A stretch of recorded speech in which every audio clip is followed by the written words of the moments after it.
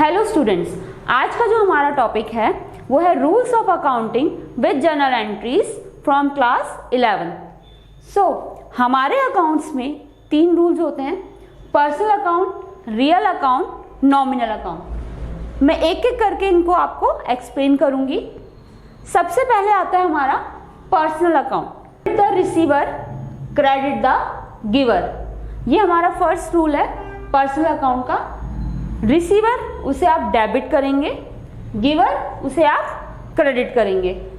सो एक एग्जांपल ले लेते हैं।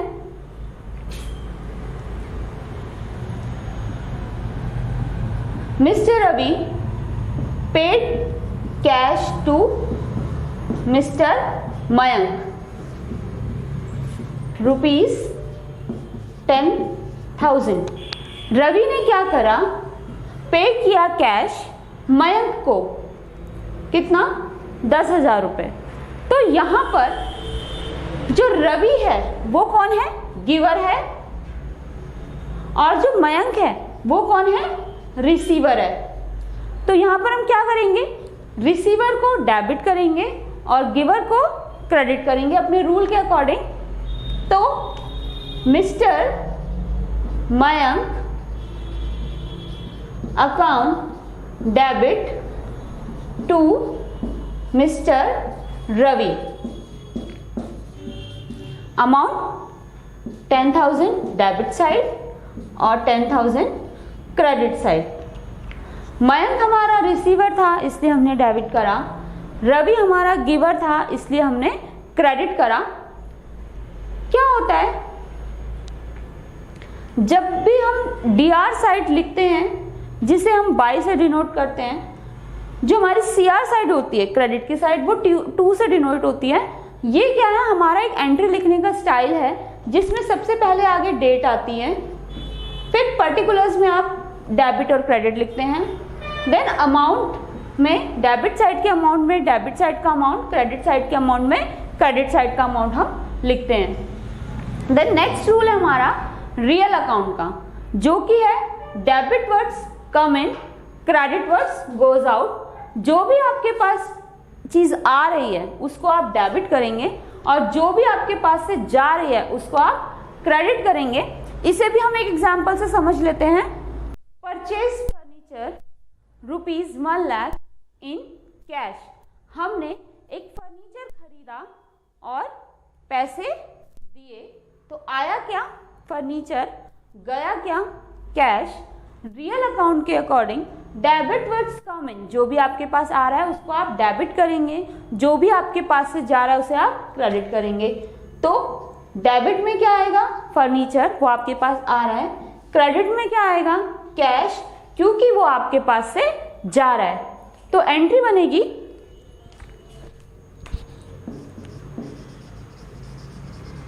परचेज अकाउंट डेबिट, यहां पे जो भी डेट होगी आप डेट लिखेंगे, purchase account debit to cash. Debit side में डेबिट का अमाउंट और क्रेडिट साइड में क्रेडिट का अमाउंट। क्लियर। अब देखो मैंने यहां पे परचेज लिखा, मैं इसकी जगह फर्नीचर भी लिख सकती थी। क्या हुआ, चाहे आप फर्नीचर लिखें चाहे आप परचेज लिखें, दोनों ही कंडीशन में ये एंट्री ठीक होगी। फर्नीचर आ रहा है, अगर मैं सिर्फ इसको फर्नीचर भी लिख दूं तो भी ये ठीक है।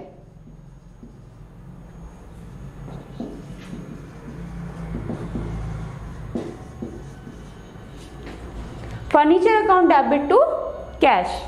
Then next entry, next rule के साथ, nominal account, all expenses and losses are debit, all income and gain are credit। जितने भी हमारे खर्चे होंगे और नुकसान होंगे सबको हम क्रेडिट।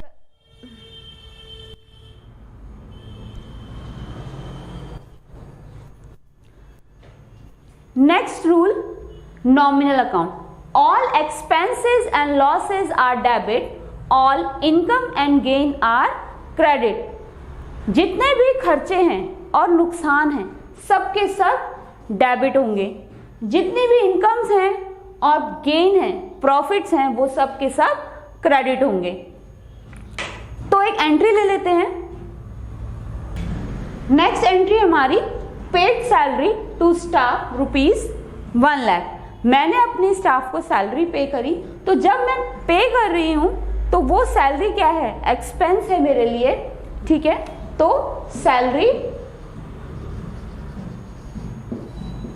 अकाउंट डेबिट टू, अब मेरे पास से क्या गया, जब मैंने सैलरी दी होगी या कैश या चेक फॉर्म में दी होगी, अगर मैंने कैश दिया है तो कैश, अगर चेक दिया है तो बैंक से हम डिनोट करेंगे। देन डेबिट साइड में डेबिट का अमाउंट और क्रेडिट साइड में क्रेडिट का अमाउंट। स्टूडेंट्स, यहाँ पे एक चीज ये क्लियर कर लीजिए कि जरूरी नहीं है कि हर एंट्री में एक ही रूल अप्लाई होगा, ऐसा नहीं होता।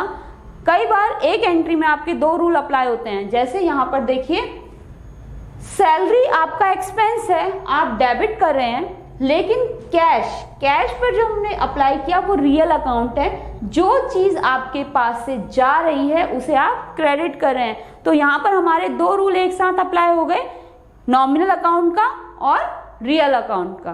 क्लियर? अब हम कुछ एग्जांपल्स लेते हैं जर्नल एंट्रीज के।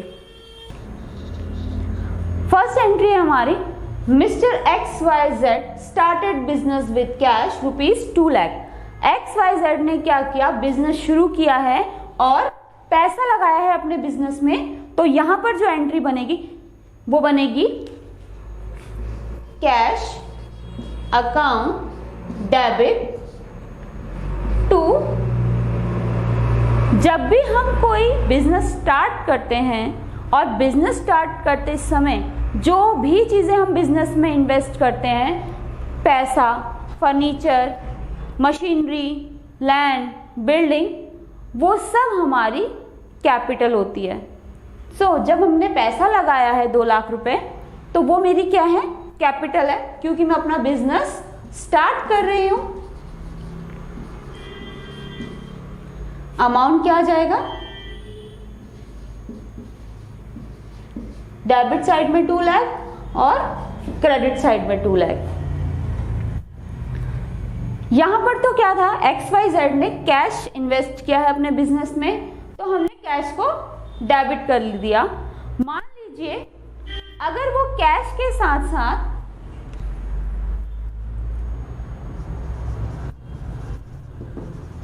मशीनरी भी लगा दे 50,000 की, तो हम यहाँ पे क्या करेंगे, मशीनरी को भी डेबिट करेंगे। तो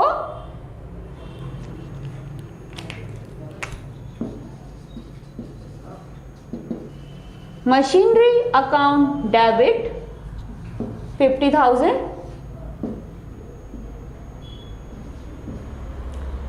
अब यहां पर दोनों का अमाउंट ऐड होके हमारी कैपिटल में आ जाएगा। यहां पर हम मशीनरी भी इन्वेस्ट कर रहे हैं अपने बिजनेस को स्टार्ट करते समय, तो वो भी क्या है, हमारी कैपिटल है। Then next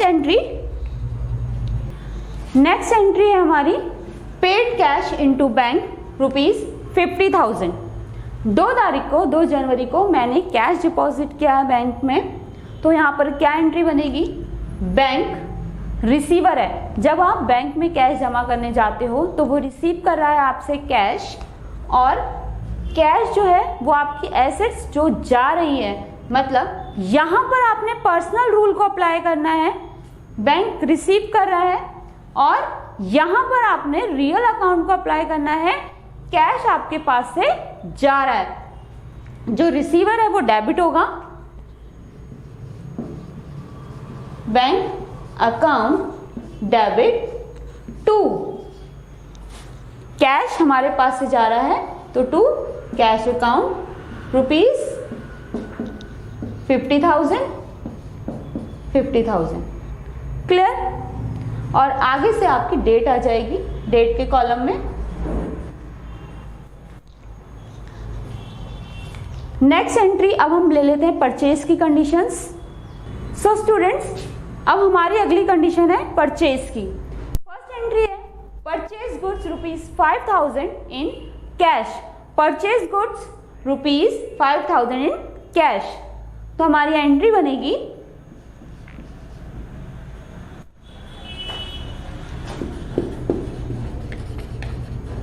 purchase account debit to cash. Amount है हमारा 5,000। यहां पर क्या हुआ फ्रेंड्स, स्टूडेंट्स, परचेज गुड्स लिखा है, परचेज गुड्स है यहां पर, फर्नीचर, लैंड, बिल्डिंग, मशीनरी नहीं दिया हुआ, तो मैंने यहां पर परचेज लिख दिया।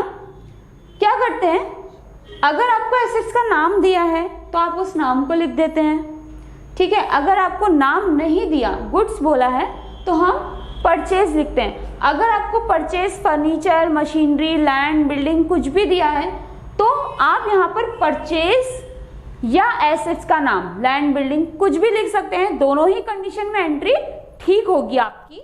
परचेज अकाउंट डेबिट, गया क्या आपके पास से पैसा, यहाँ पर हमने रियल अकाउंट को अप्लाई करा है, जो चीज हमारे पास से जा रही है, तो यहाँ पर हमारे पास से कैश जा रहा है, तो इसलिए हमने इसको क्रेडिट करा है।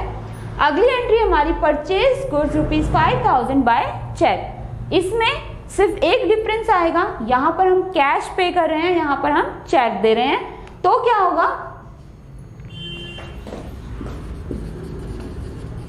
Purchase account debit to bank, क्योंकि हम चेक दे रहे हैं और चेक को हम चेक की तरह डिनोट नहीं करते, हम बैंक लिखते हैं चेक की जगह। तो ये स्टूडेंट्स हमेशा ध्यान रखिएगा, जब भी चेक की बात हो रही है तो हम चेक नहीं लिखेंगे, बैंक लिखेंगे। अमाउंट डेबिट साइड में 5,000 और क्रेडिट साइड में भी 5,000। अगली कंडीशन पे जाते हैं हम परचेज की। अगली कंडीशन हमारी परचेज की, परचेज गुड्स ₹5,000। यहां पर आपको नहीं बोला कि आपने चेक से पेमेंट करी है या आपने कैश पे करा है, तो यहां पर हमें कुछ नहीं बोला, तो इस एंट्रीज को हम कैश से रिलेटेड एंट्री ही समझेंगे। अगर हमें नहीं दिया होता कि कैश है या चेक है या उधार है, क्रेडिट से आपने खरीदा है किसी से, तो वो एंट्री कैश की ही समझी जाती है। तो यहां पर जो एंट्री हमारी बनेगी वो कैश की एंट्री बनेगी। Purchase account debit to cash ₹5,000। अगली एंट्री है परचेज गुड फ्रॉम रवि ₹5,000। यहां पर क्या हुआ, हमें नाम दे दिया गया है रवि का और हमें नहीं ये बोला कि उधार है या हमने उसे पैसा दिया है। अगर जब भी एंट्री में हमसे नहीं बोला जाता कि एंट्री कैश की है या क्रेडिट की है और किसी पर्सन का नाम दे दिया जाए एंट्री में, तो वो एंट्री हमेशा उधार की एंट्री समझी जाती है।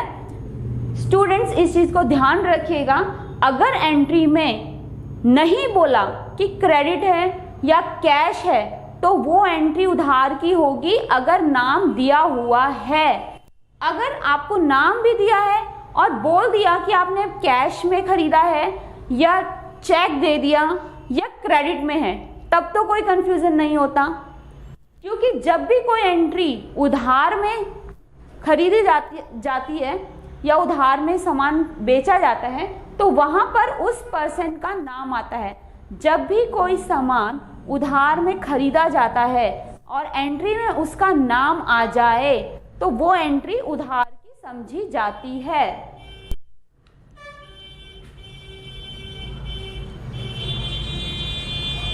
Purchase account debit to Ravi, amount 5,000। यहां पर रवि को हमने क्रेडिट इसलिए करा है क्योंकि पर्सनल रूल के अकॉर्डिंग रवि यहां पर क्या है, गिवर है। आप उससे सामान खरीद रहे हैं तो वो क्या हो गया, गिवर हो गया, आपको देने वाला हो गया सामान को। तो purchase account debit to Ravi. So students, ये है हमारी परचेज की कंडीशन। इसी तरह हम देखते हैं हमारी सेल्स की कंडीशंस को भी। सोल्ड गुड्स अगली एंट्रीज है हमारी सेल की। Sold goods in cash ₹5000। अब आपने सामान बेचा है पैसे में, तो क्या होगा, जब हम सामान बेचते हैं तो पैसा आएगा। परचेज के अकॉर्डिंग उल्टा, परचेज में हम लोग क्या करते हैं, सामान खरीदा पैसा दे दिया। सेल में क्या होगा, सामान बेच रहे हैं पैसा आएगा। सो कैश अकाउंट डेबिट, क्योंकि कैश हमारे पास आ रहा है, टू सेल अकाउंट 5000। स्टूडेंट्स, ये चीज हमेशा ध्यान रखिएगा, परचेज हमेशा डेबिट होती है और सेल हमेशा क्रेडिट होती है। अगर आपको एंट्री में परचेज बोला है तो आप बिना सोचे परचेज को डेबिट कर दीजिए, और अगर सेल बोला है या सोल्ड बोला है तो आप उसको हमेशा क्रेडिट कीजिएगा। अगली एंट्री हमारी sold goods by cheque. Same purchase की कंडीशन में अगर हम चेक दे रहे थे तो बैंक लिख रहे थे, सेल की कंडीशन में भी अगर हम चेक बोल रहे हैं तो हम बैंक लिखेंगे, कैश की जगह बैंक आ जाएगा। Bank account debit to sale.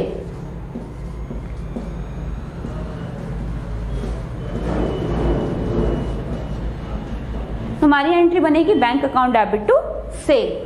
Bank cheque के लिए डिनोट किया है। अब हम सेल की अगली दो कंडीशंस देखते हैं। अगली एंट्री है सेल की। Sold goods ₹5000 same as purchase, आपको नहीं दिया, कैश है या क्रेडिट है या चेक है, तो ये एंट्री कैश की ही समझी जाएगी।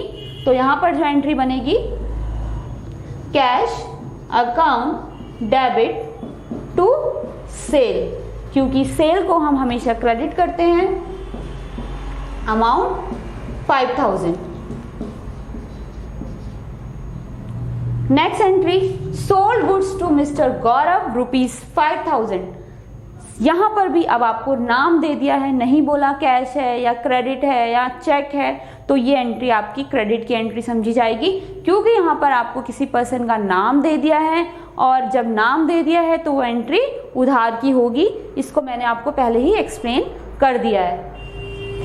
तो एंट्री बनेगी, mister Gaurav account debit to sale, amount 5000।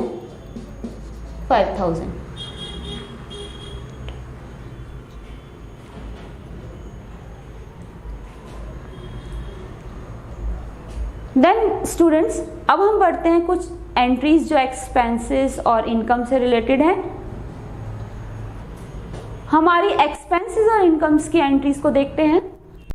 Paid wages ₹500 by cash, आपने वेजेस पे करे हैं। वेजेस होती है मजदूरी। जब हम वेजेस पे कर रहे हैं तो ये हमारे लिए क्या है, एक्सपेंसेस हैं, और एक्सपेंसेस हमारे डेबिट होते हैं। पेड वेजेस, तो वेजेस हमारा एक्सपेंस है, तो वेजेस को हम लोग क्या करेंगे, डेबिट करेंगे। वेजेस अकाउंट डेबिट टू, क्या दिया मैंने, कैश। सो गया क्या मेरे पास से, पैसा कितना, 500। डेबिट अमाउंट में 500, क्रेडिट अमाउंट में 500। Then next entry, paid telephone bill ₹1000 by cheque. यहां पर भी मैंने पे किया है टेलीफोन बिल, मेरा एक्सपेंस है, चेक के थ्रू मैं पे कर रही हूं। तो यहां पर जो एंट्री बनेगी,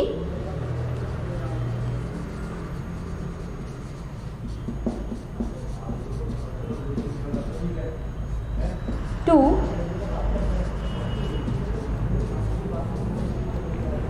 telephone bill account debit to bank, amount 1000।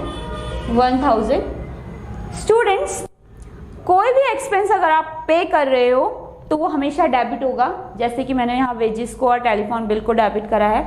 अगर आप कैश दे रहे हो तो क्रेडिट में कैश आ जाएगा, अगर आप चेक दे रहे हो तो क्रेडिट में बैंक आ जाएगा।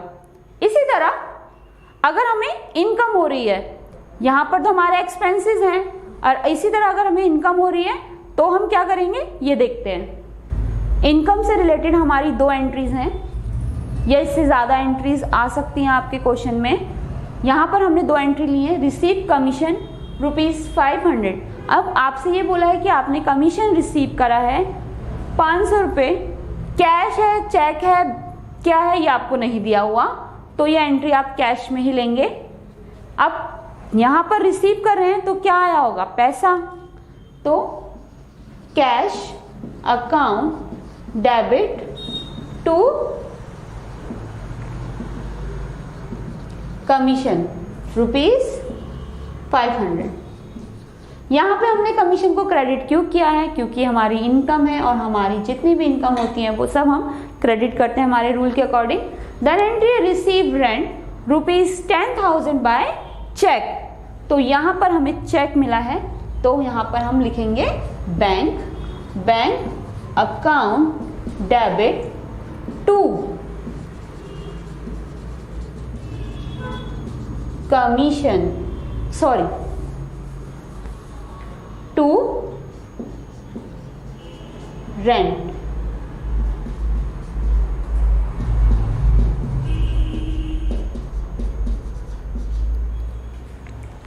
हमें जो रेंट है वो चेक के थ्रू मिला था, इसलिए हमने बैंक डिनोट किया है, और रेंट हमारी इनकम है इसीलिए हमने इसे क्रेडिट किया है। सो जितनी भी आपकी इनकम है वो आपकी क्रेडिट होंगी, चाहे कमीशन हो, रेंट हो, सैलरी हो, वेजेस हो, या अगर आपको मिल रहे हैं, आप रिसीव कर रहे हैं, तो ये सब के सब आपने क्रेडिट करने हैं।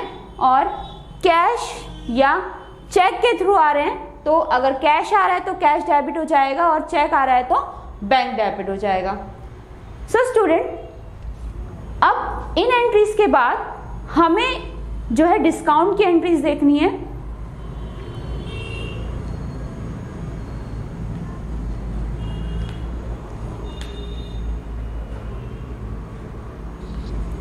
सो स्टूडेंट्स, आपको ये एंट्री समझ आ गई होंगी, रूल समझ आ गए होंगे। अब नेक्स्ट वीडियो में हम डिस्कशन करेंगे डिस्काउंट से रिलेटेड एंट्रीज का, और बात करेंगे जीएसटी की।